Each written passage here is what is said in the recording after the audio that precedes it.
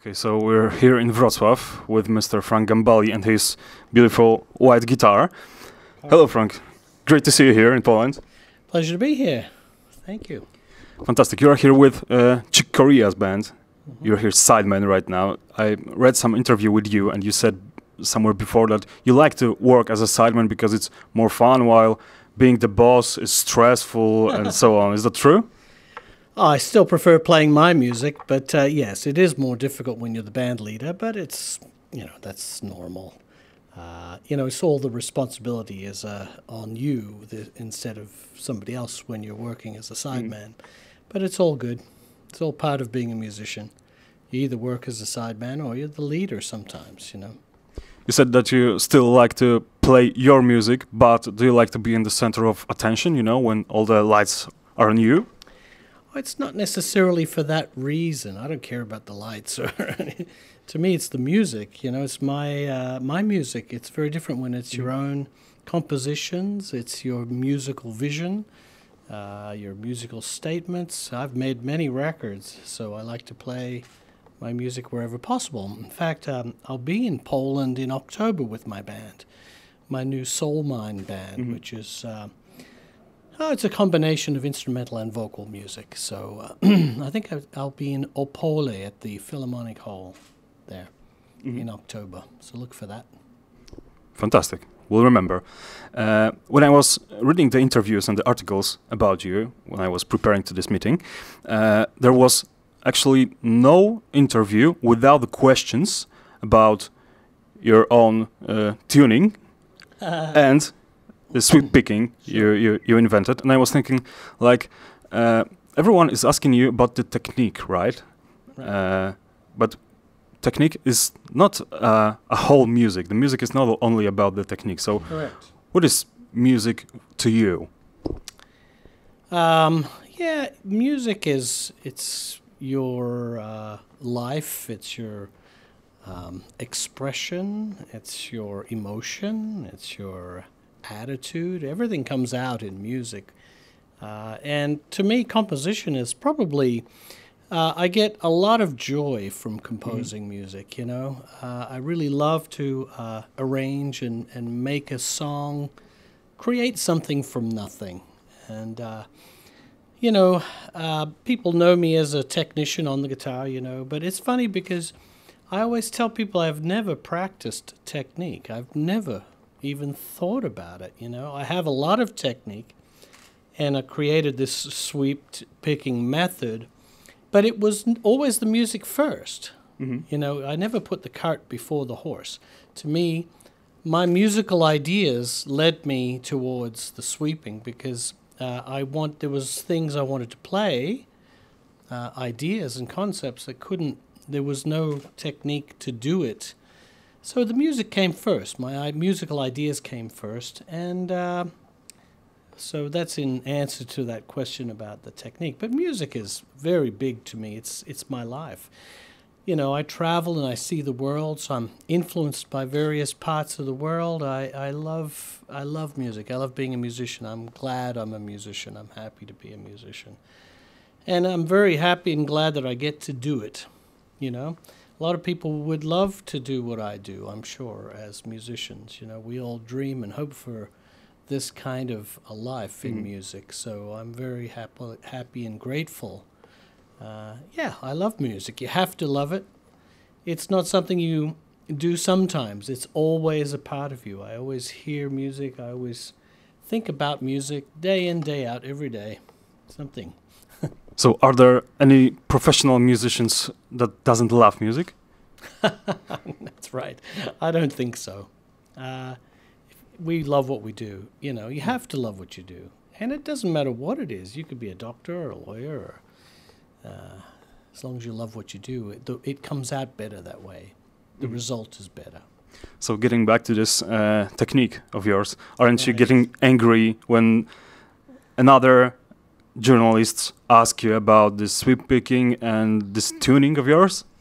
No, you're making an assumption there. No, I love to talk about it. Anybody that's interested, I'll be happy to tell them about it. Well, the technique, sweep is pretty well established now as a credible technique. when I came, when I really hit the market, around the middle 80s, it was shocking and new because people had never heard it before. They didn't know what it was. It was like when the first time I heard Holdsworth, I had no idea how he was doing what he was doing. And a lot of people felt that way about me. They go, how is it possible? All those notes are coming out. It looks like I'm hardly moving. And so it's a wonderful technique. I have an online school now, and I have a brand new sweep picking course called the Definitive Sweep Picking. It's everything. It's all the basics as well as incredibly fun and musical examples. It's about 10 hours long. So I really wanted to do that new course because the last thing I did on sweep picking was back in the middle to late 80s, about 86. I did a video which was really popular. It was called Monster Licks and Sweep Picking, or Speed Picking it was called back then, because the publisher wouldn't even let me call it sweep picking because they said nobody would know what it means. And speed picking? It was called Speed Picking. My first book also, I wanted to call it Sweep Picking, but they said no. Because they said nobody knows what sweeping is. Is it inventor's right to name his... You would think so, but not in this case. Okay. Publisher won in that time, so I called it Speed Picking, which at least was kind of the concept. It was a technique that enabled people to play fast. But anyway, so I wanted to do... there's been a lot of development that I have done in the last 30 years on the technique, and I haven't written anything new. So I wanted to bring it way up to date. New concepts, chromatic ideas, different shapes, different patterns that I've evolved in the last 30 years. So I'm very excited. A lot of people are already using the course, and so I'm happy to bring the technique as far forward as I can. I think that's why I called it the Definitive Sweep Picking course. And anyone can try this course? Oh yeah, it's on my online school. I don't know if you've seen that. Yes. Frank Gambale online, guitarschool.com. Okay, so everyone should possibly try. Together with Divi Mark, you also launched the Gambale Sweep Masters competition, right? Yes. What is it all about? Well, every now and then for promotional purposes, I have a new amplifier with them called the Multi-Amp FG, which I'm using tonight. And it's a beautiful amplifier, and we developed the speaker cabinets too, our signature cabinets. So they're just going to give some away, which is always nice. And people have the opportunity to win it by, the contest is they have to play one of my songs, and they have to record a video of them playing the song. It's called My Little Viper. And you can get the backing track. It's the album track minus guitar, and then the PDF of the music. It's all there. Anybody can enter, and they send the video in, and we will pick the best one. Aren't you afraid that there will be some guy who is as good as you? I don't think of music or guitar as a contest. A lot of people do, but to me it's not sport, I don't think of it as a competition in that sense. I always thought competitions are a strange concept in music because, it's really, it's art, and it's not really a contest, right? In the sense that no one is better than someone else. We all love to play, No, I'm not afraid of anybody or anything these days. Okay, so similar question. Were you afraid about comparisons with, for example, Aldi Meola when you started to play with Chick Corea? Well, we couldn't be more different as guitar players. So, no, everybody has something special. And it's not a competition. For me, you play the best you can. That's all you can do. If people like it, great. If they don't like it, great. You can never please everybody. So you have to, what you give is the best you can give, and no one can ever criticize you if you give the best you can give. So to me, you know, I remember early in the days, the very first few concerts, people would say, "Hey, where's Al?" You know, and I said, "Al's not here now. It's me. Get used to it."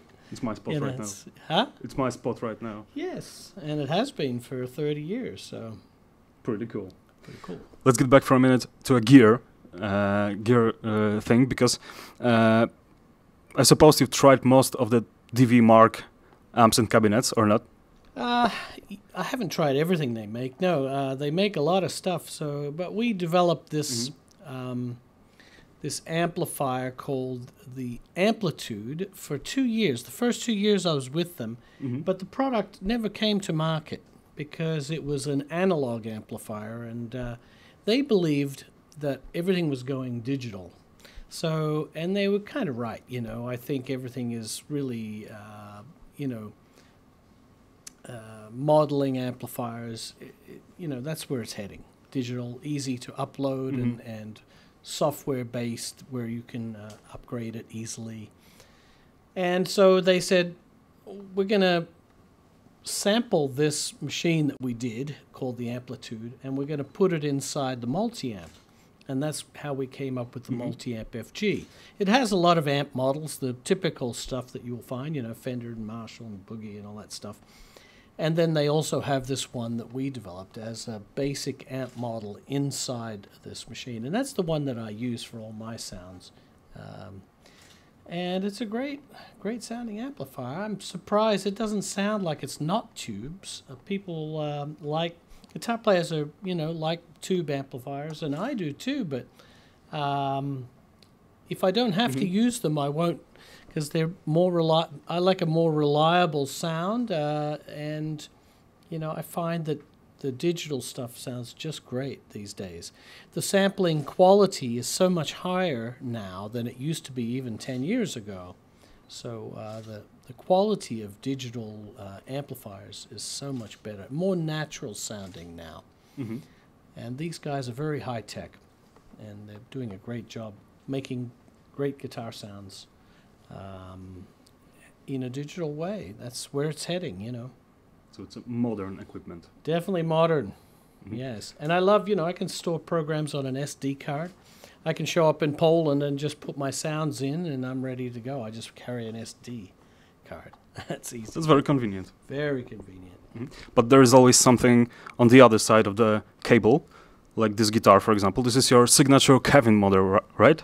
Yeah, they are now called Kiesel. They went back to their family name. The company was originally called Kiesel, and now this one was made for me a while ago. This is an older one that I own. They make several guitars for me, but yeah, I just decided to bring this white one. I don't have another white one. I like white guitars on stage. I think they look great under the lights.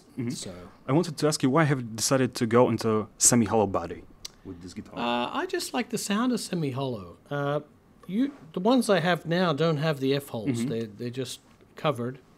And I just like the tone. It's thick. It's fat. I've always liked the tone of semi-hollow. So this is chambered throughout. And there's a video on my YouTube channel that where I spent some time at the factory, so you can see one of these being built from start to finish. And it's a beautiful process to watch. They make fantastic guitars, these guys. I don't think you can get a better quality guitar, you know. They make the best guitars I've seen in years, and I love them. So I've been playing them already now nearly 10 years. Allan liked them too, because Yeah. he had a couple of different models with them. So we're working on a new model also, because I do miss the Strat type sounds. You know, so we're making another, we've started developing another guitar model. It's going to be the second. I'm going to keep this one, and then there's going to be a Strat-like. Can we expect this second one to be on the market, I don't know, next year or something like that? Probably even sooner. These guys are very quick, you know. Yeah. There's going to be some guitars waiting for me to try when I get back from this tour. Oh. So, yeah. Just prototypes, but, you know. But there is something to wait for. Yeah. Oh, it's going to be good. Whatever it is they make, it's always good. Mm-hmm. And they're making a double neck guitar for me too, which we didn't talk about my tuning, but I've developed a new tuning. I've kind of invented it from. Have you ever heard of Nashville tuning? Yes. Do you know what it is? It's when you take a 12-string guitar and you take the high strings off. Mm-hmm. The low strings, excuse me, and you just keep the high ones. So what you end up with is the low 4 strings are an octave higher, and the first 2 are normal pitch. And the problem with that is it's very high. It's like a mandolin almost, It's good for a second guitar. But I thought, this tuning, I can play any chord. Any chord a keyboard player can play. Close voicings, stuff that's impossible any other way on the guitar. And so I took it down. I took it down a fifth. I take it, it's like having a capo on the 5th fret now.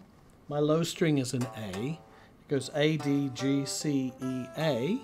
But the first 2 strings are an octave lower.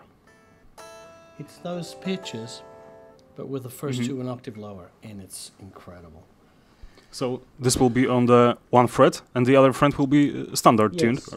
I had Yamaha build me, when I was with Yamaha years ago, they built me a double neck. I first introduced this tuning on an album called Raison d'Etre, which was 2005. So there's several songs on my newest record, which is coming soon, which is also featuring that tuning. I just love it because it's fresh. And I can play any chord without worrying about, impossible stretches, or I don't have to do anything like that, because I can. A half step looks like this, or like this. So if I play this voicing on my tuning, this 13th chord,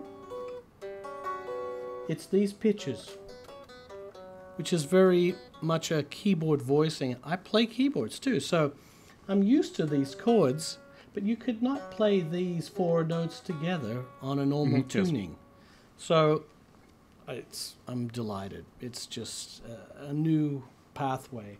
And I think it could easily become another standard guitar tuning, because what's beautiful about it is you can play all your normal chords. All your normal chords. It's not like the traditional sense of learning a new tuning. It's still, within the possibility of normal guitar. You just have different sounding voicings.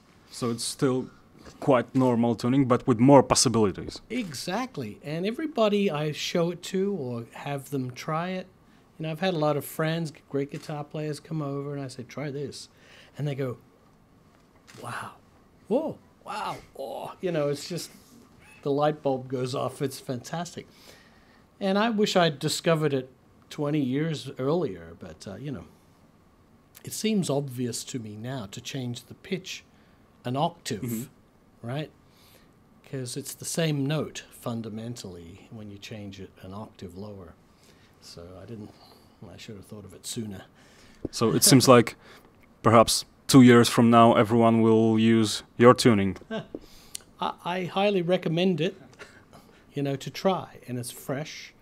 And the possibilities are pretty infinite. And the beautiful thing is, like I mentioned before, is you don't have to learn new chords, but there's a lot of new stuff there that you'll discover. I want to also ask you about one more guitar. Sure. This one right there, the acoustic chord, because it has a very small body but a huge sound. Yeah, I've always thought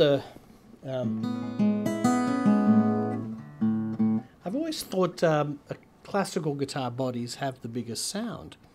And so we based this, on a classical guitar. I should get that, Base it on a classical guitar body with a cutaway. So it's a little bit deeper. And, Cort, their idea was that they wanted to get, someone to come and help them create the top-of-the-line guitar for them, because they're considered a lower-priced brand, and they wanted to elevate their image a little bit. So I said, okay, if you'll allow me to do whatever I want, it'd be great. And so I really pretty much designed the inlays and chose the woods, and we worked together on the shape and the inlays and all the stuff, you know. And it turned out very beautifully.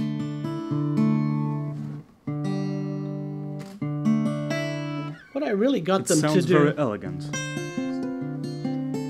You know, what they did on this guitar, you know, there's little things. I mean, just having a black bridge and a black nut, to me, looks beautiful. Mm-hmm. Small things. I'm very particular about every slight detail of the whole guitar. I didn't want to miss a single detail. Mm-hmm. To me, a lot of bridges are white plastic, and it looks terrible against a black fretboard. To me, it's more elegant looking just by simply changing that little detail. I've always, whenever I get an acoustic guitar, I always change the strings. I always use a plain third. So I like to be able to play it like an electric guitar. Mm-hmm.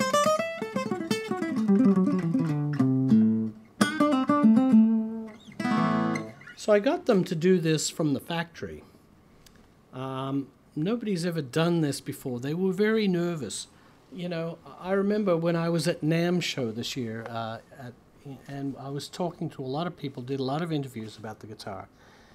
And I said, you could go right round this hall, you know, big trade show, convention, and there's thousands of acoustic guitars, and you won't find one that's set up like this from the factory. They're so scared of fret buzz and, you know, it's going to be too light. They're scared. They won't do it from the factory. And Kurt didn't want to do it either. I said, but just try it as an experiment. Because this is how I set my guitars up anyway. You know, light strings, low action. This is how it comes from the factory. And everybody that plays it goes, oh, it's beautiful. You know, I go, of course, this is how they should be. It must be very comfortable. I don't know why they set it up with the heaviest strings from the factory with high action just to be safe. It's ridiculous. You know, in this day and age, we don't need to do that. Woods have been very reliable and stable these days. And so the reaction has been very, very positive to this guitar. And I said, you can always put heavier strings on, you know.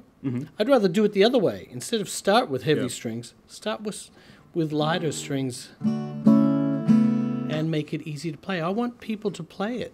I want people to like it immediately. It's those initial impressions that are very important when you pick up a guitar. That first moment, you go, oh, you know. It seems to be very comfortable to play, so it may be a good instrument for the start, I guess, or no? For anybody. I mean, I'm not at the start. You know what Obviously. I mean? They're probably at the other end. But I love a guitar that's easy to play. I don't want to be fatigued. If I'm distracted by the guitar, I'm not playing. I'm not performing. There's no reason to be tired after playing. After 10 minutes, no. Absolutely not. I don't want the physical side of guitar to be an issue. I don't want to even think about that. I just want to play. And if I want to play for hours, I don't want to be fatigued. And so I don't get fatigued on this guitar, so I have fun with it, you know. And so, yeah. And they did it from the factory, and then I said, well, you should do it across all the range. All guitars coming from the factory, even your cheaper ones should be set up this way. That, yeah. Who knows? I don't know if they'll go that far, but at least they did it on my model, which was very courageous of these guys, Court. They're very, very good people. South Korean company. And it looks also fantastic. Yeah, it's very different. I wanted something that made it particular, especially. This inlay, I found some... I was inspired by the Art Deco, some Art Deco things that I saw. And I put my logo here, the FG logo. And my daughter, she's always putting stuff. I got a 7-year-old. She's always sticking things on my guitar. And you'll see it on this one, too. She sticks things on my guitar. Blue heart. A blue heart. So I thought, this is a good idea. Nobody's ever put really, like, diamond studs. That's right. Not real, unfortunately, but on the guitar. Still looks cool. Does look cool. What about the equipment you have on the stage? A part of the the DV yes. stuff. Apart from that, I use a MIDI pedal called a MIDI Buddy. It's a very small, compact MIDI switch. I don't even think they make them anymore, but I have about 10 of them, so I'm glad because I like them. They're small, and a Roland volume pedal. That's all. The rest it's all inside the amplifier. The effects, the preamps, the amplifier. It's all inside the multi-amp. And the cabinets are also DV marks, right? Yes, they are. And it's one of the speakers is open back, so I get more of the resonance on the stage, and the other one for projection. Very nice. This slanted. The one speaker is slanted, and yeah, that's it. Very simple setup. Very simple. Yeah, that's true. Very simple, effective setup. Okay, so this time the last question for sure. Yeah. And I wanted to ask you about the late Allan Holdsworth, because you were working together, and I wanted to ask you, what is your funniest or most wonderful memory of Allan Holdsworth? Yeah. Well, I first met Allan when I did my first tour with Chick Corea. It was in the summer of 1986. And, you know, I was new. People didn't know who I was. It was the first tour I was doing with Chick. And the whole tour, we had Allan Holdsworth opening for us in the U.S. So I had to go on every night after Allan. And for a kid, you know, I was 26 at the time. It was... you know, it was pretty much a trial by fire. But it was, you know, what I was finding very amusing about Al is because I didn't know him very well at first. And, you know, I'm Australian, he's English. We had a bit of an affinity there because, you know, Australia's very English too. He would come off the stage every night, and I'd be on the side watching him every night going, wow, you know, the guy's amazing. And he would come off, the audience is screaming, clapping, you know, and they finish the show and they come off and they go, he would always say, I'm sorry you had to hear that. You know, he always thought his playing was terrible, you know, and I went, what? I didn't understand. As a kid, I went, what? That was brilliant.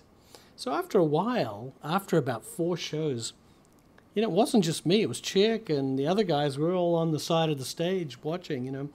And eventually we just started to agree with him. He'd come off the stage and we'd go, oh, terrible. Oh, Allan, you're playing so terribly, so bad. And then he started to laugh and that broke the ice, you know. He realized how silly he was being, you know. But he was very self-deprecating. He was the first person to put himself down, but he really needn't have, you know. He was a genius, and I'm very sad that he's gone. That's true. Yeah. There's a sad note on the end of the interview. But okay, that was a pleasure meeting you here. Right. Thank you very much. My pleasure. Thank you, guys. Thank you.